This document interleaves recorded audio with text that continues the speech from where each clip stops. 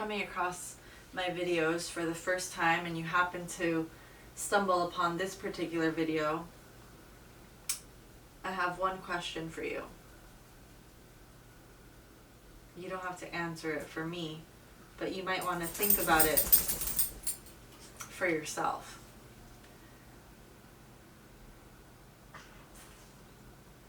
What are you practicing every single day? What are you getting good at? What do you love to do?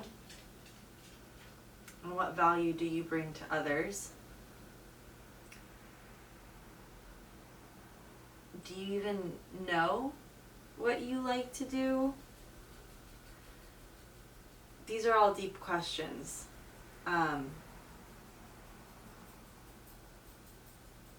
And I hope that one day you sit down and you ask yourself these questions. It would mean that there's a break between asking questions like, how am I going to pay my rent next month? Or, God, who's going to hire me? Or, will I ever meet someone? Do they like me? Am I good enough?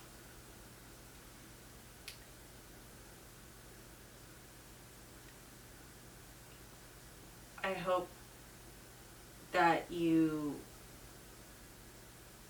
ask yourself questions that are more like the first set of questions that I laid out.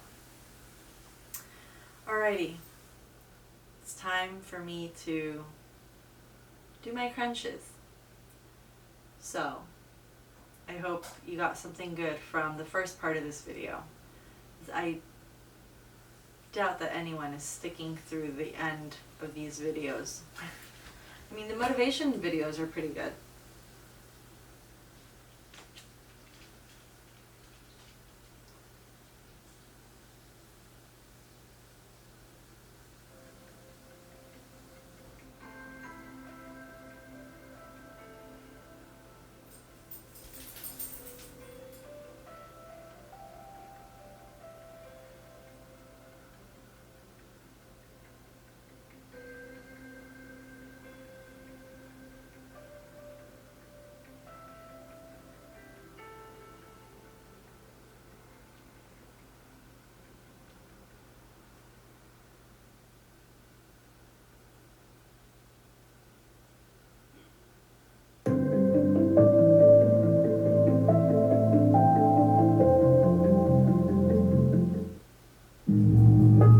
When I look at people, I always ask the question, I say, man, tell me what Nike stands for. They said, oh, Inc., that's easy, just do it. I said, tell me what Adidas stands for. Oh, Inc., that's easy, man, impossible is nothing. I said, the odds were stacked against me. I won anyway. Because I win. You won because you got lucky. Guys like you always think other people get lucky. I don't get lucky. I make my own luck. And in this case, it's bleeding you dry. Everybody, when I was sleeping on the gym floor, right? Like, you know, I was the underdog, and everyone, you know, my clients were all like, "Oh, good for you. You know, you're going after your dream." They'd see my blanket and my pillow in the corner of the gym, and they knew I was sleeping there. And it was evident, you know, I lived there. I didn't have a shower. I didn't have a shower. I didn't go to the YMCA. I didn't have a shower.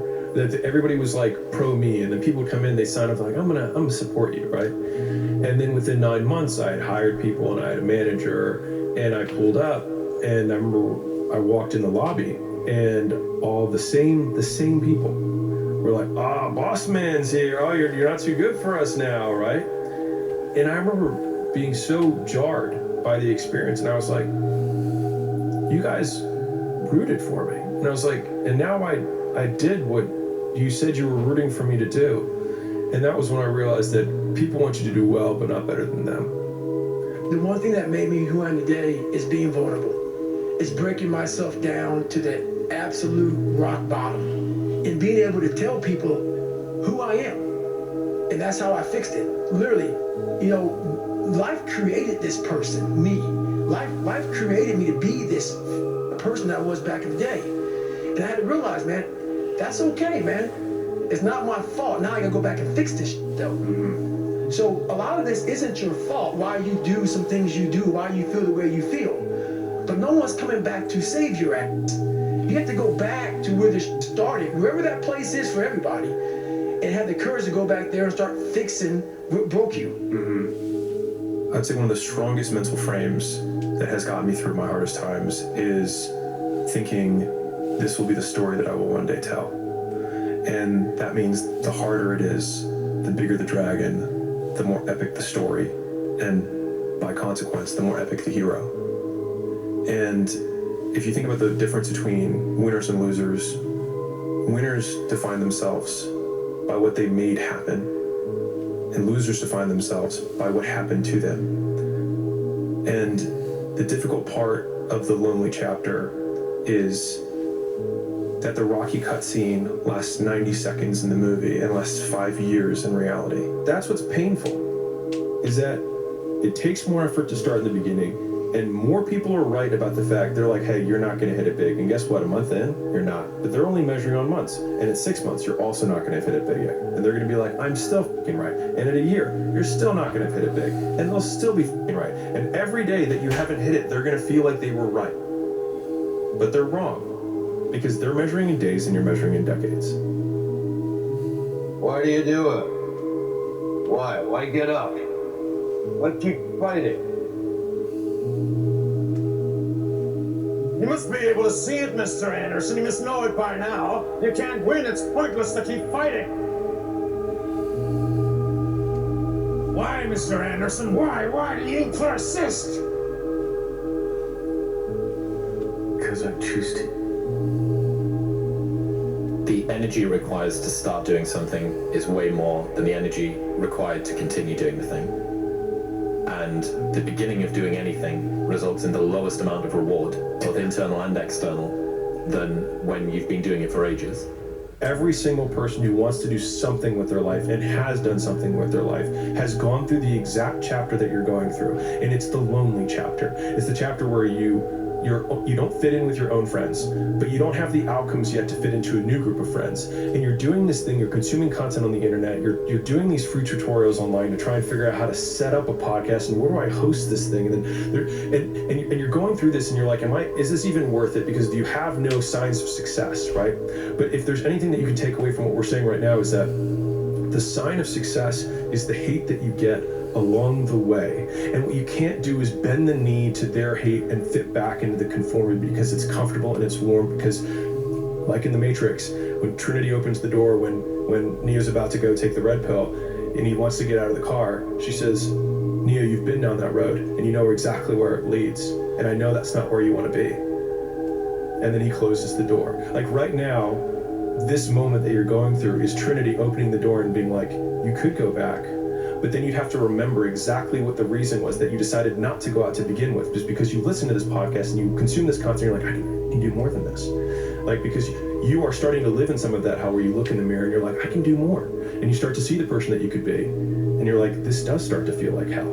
But you know, happiness can be found even in the darkest of times. If one only remembers to turn on the light. All my life, I wanted to be accepted. Growing up, I lied, I fucked what I could. Be my friend, be my buddy. That weak ass. I found out through this path of life, who is David Goggins? Who am I? So going through all, I did it alone. There was no trophy on the wall, the mantle. That trophy's in my brain. No one helped me get there. No one paid my bills. No one did. No one ran those miles, lost that weight with it. I suffered on my own. And developed this man who said, it's who I am, man. A very competitive, ultra competitive dude that take it what you want, man. You start putting yourself in situations that suck, you'll find yourself. There's 1,000 ways to say this. But listen, because I'm only going to say it once. I fought for it. Because no one gave it to me. Because it was just me. Me alone in the gym. Me alone in the mirror. Me alone in my head. No one did it for me. I worked for it, and I'm never going to let someone else take that from me. many people want to be exceptional, but they're afraid of being an exception. I think it's such a, it's wanting an outcome without the requirement that the outcome has. And so we can't do the same thing that everyone else approves of and then somehow get a different outcome that everyone else does. If you have a belief and you can't explain why you believe it, it's not yours, it's someone else's. The biggest thing you have to do is shut off technology. You have to go dark. What I mean by that is you have to be quiet in your mind. Get away from people. We love being around people. We love talking. We love parties. It's okay to be alone. It's okay to be unhappy sometimes, man. So you gotta go to the truth first. Who are you? Get really accountable. And say, okay, who am I? What's the truth about me? Get to that dark place in your mind. Figure out. It may take months. It may take years. Figure out your purpose. Figure out what you want to be in life. And then from there, okay, I have my purpose. It may take a long time. No one knows their purpose because it's too loud. You gonna leave his people be? Or you the one that's gonna find yourself a new plug? You don't mean that shit? The f*** I don't. I built this shit. Me. Brick by brick. And I'll be damned if I let you tear it down just because you don't like the way another talk.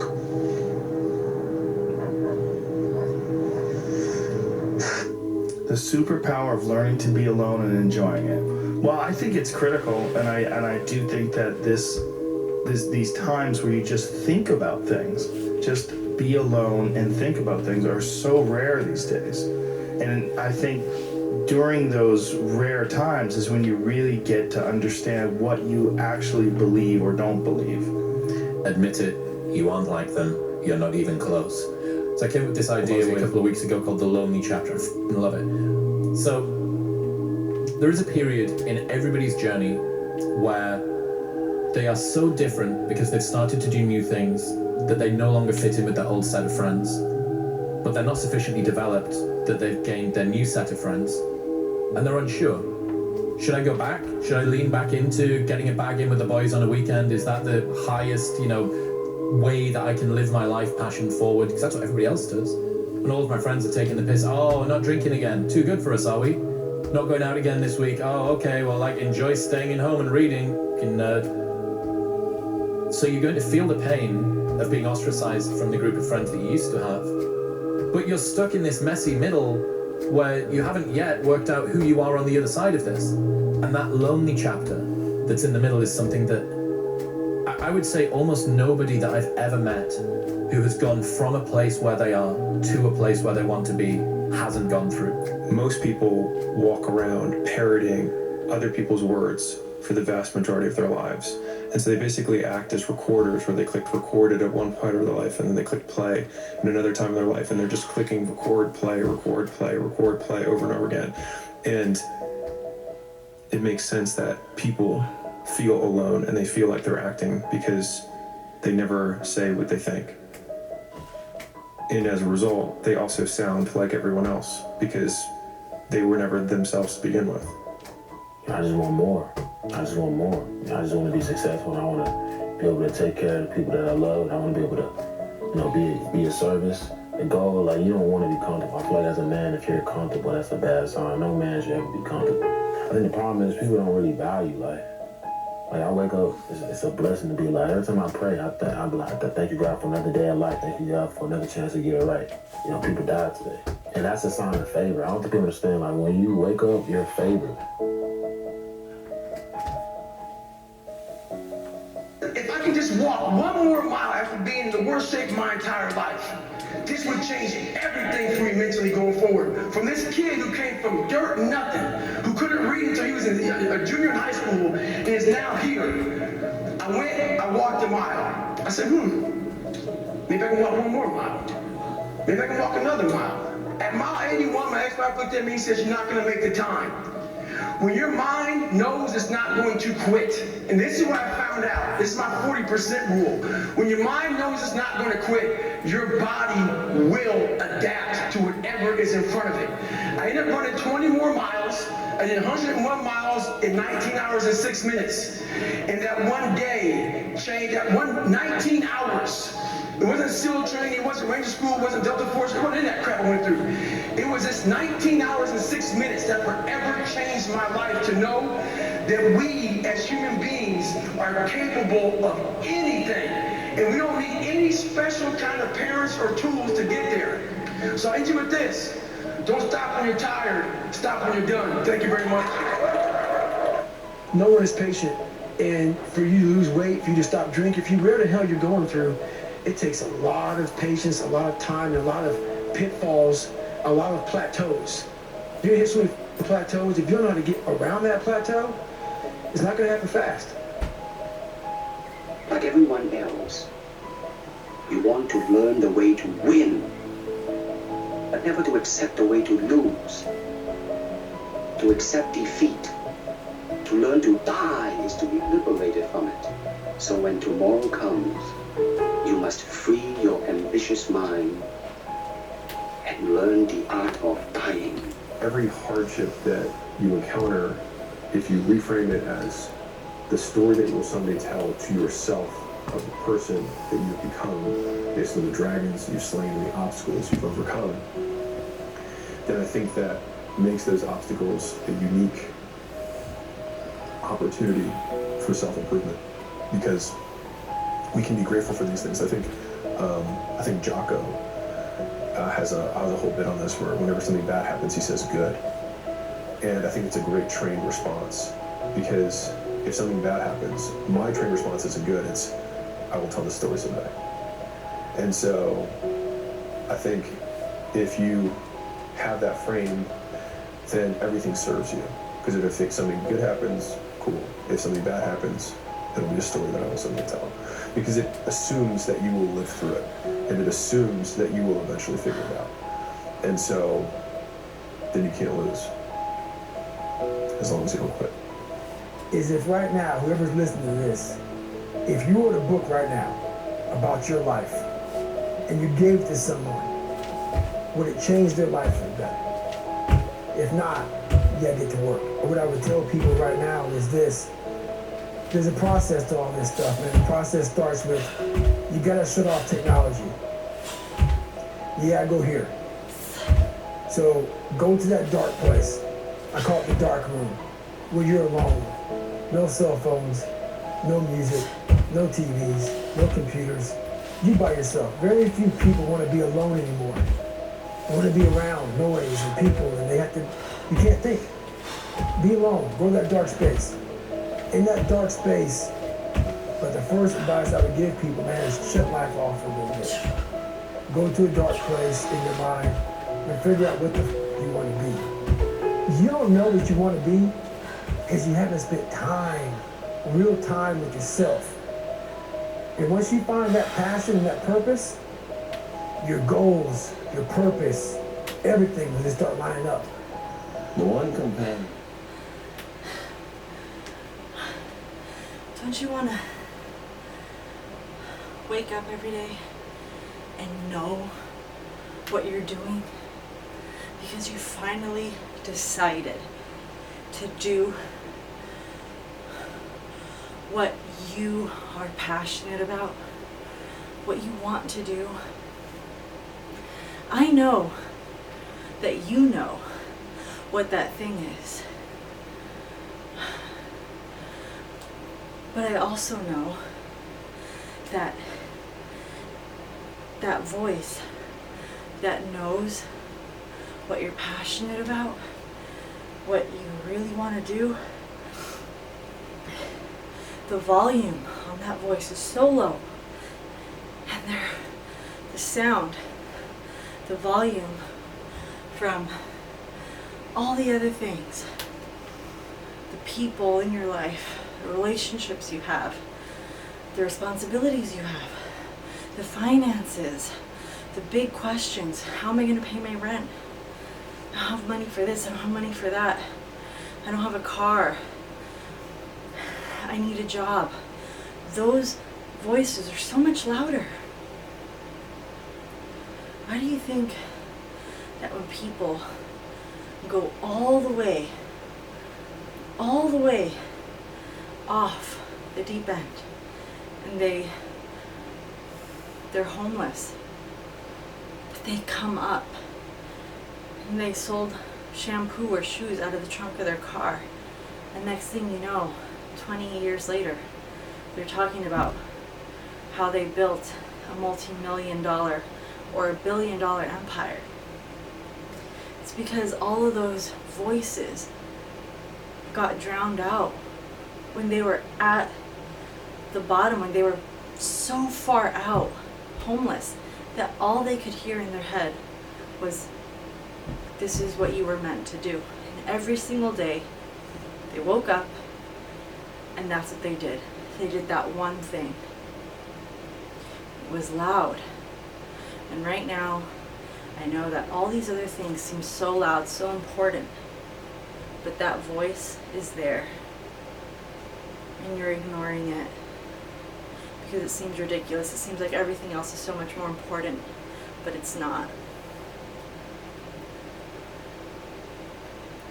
What is the thing you would practice every single day that you would love to do every single day?